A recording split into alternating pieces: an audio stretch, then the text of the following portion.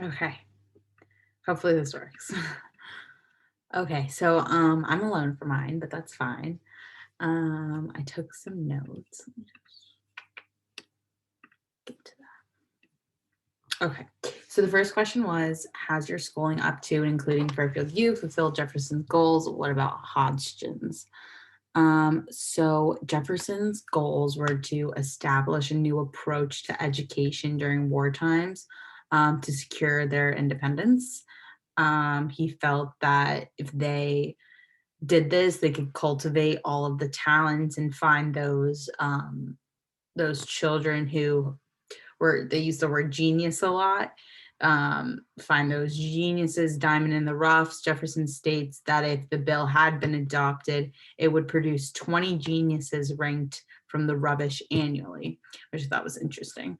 I don't know what the population was like, but 20 I thought was kind of a high number, but I guess back then it was a little different.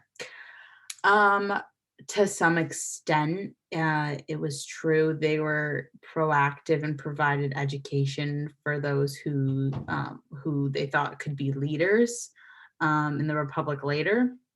It was really important to them to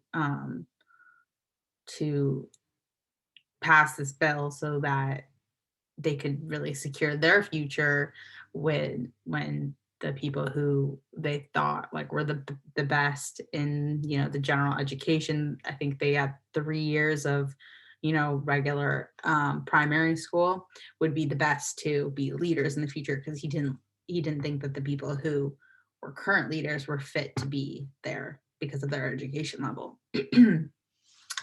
Whereas Hodgson's goals were less about um, funding education for the purpose of the republic, and um, more so for, he said, it was important for everyone to know their rights and be educated on their laws. I think that he thought that it was more important just as like a society for their citizens to like know their laws, have a general education. I also heard somebody say that it was important so they could read the Bible, because religion was very important then. As far as has my schooling up to and including Fairfield U fulfilled their goals, um, I think maybe Jefferson's more. I think that schooling today is very um, selective. That's one way to put it. I think it's uh, really hard for some kids to get a proper education because you know uh, depending on where you live, poverty and your education status really helps you be successful in the world. As sad as it is, college is really expensive, and not everyone gets the opportunity to go. I think it's unfair. That's not that these diamond in the roughs possibly aren't offered the same opportunity. Um,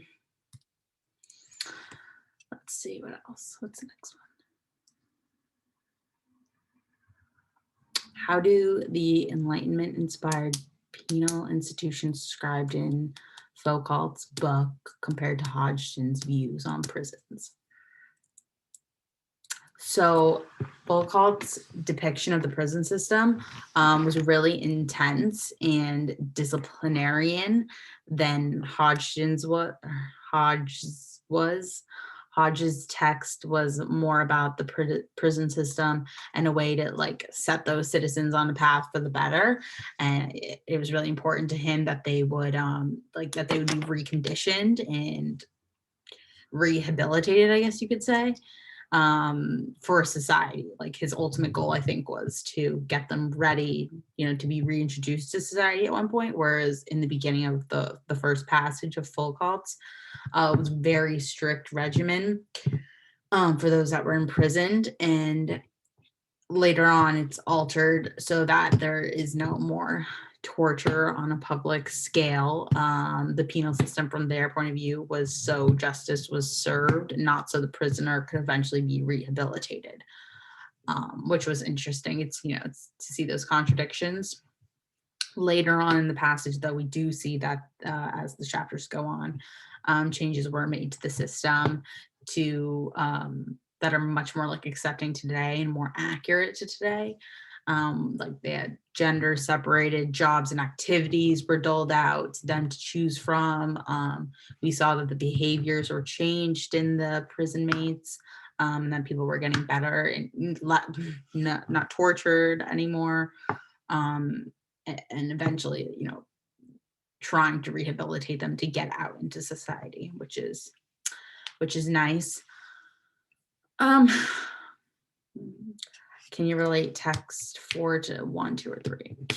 I thought the brain implants article was really interesting. It was cool that all the experiments were essentially about like manipulating the mind, was kind of cool. Um, Relating them back to the other articles though, which have like really strong notions about like freedom and liberty, it does pose the question of if brain reading technology is a breach of privacy, which I thought was interesting. It kind of like, I don't want to say contradicts it, but it kind of shows it from a different spectrum.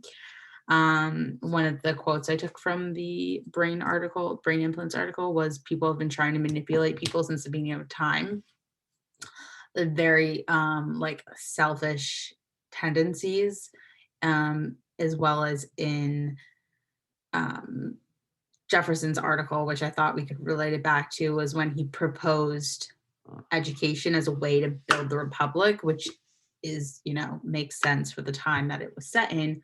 But ultimately, it'd be best if we built an education system just so people were educated, not necessarily so we could, make the rich richer and build up and like be selective for those who are smarter than others. Um, I thought that was kind of like along the same lines because of the manipulation and that and selfish tendencies about wanting to know like the privacy in your brain. I thought that was interesting. The final text was about the Folcott and the plague, which obviously can be related back to 2020 and the whole quarantine thing. They had strict partitioning of the town, sectioning off places, can't leave the house, can't visit your neighbors. Obviously, it was much more strict then. And because of the technological advances we have now, but it felt a little less, it felt a little less similar reading it, like more strict. But what I did think was interesting was, even though like all of that was so similar and that the town was closed down, we couldn't go places, it seems so much more harsh when you read it. It just seems way different. Like you can't even believe that we lived through that. And that's pretty much all I had. Bye.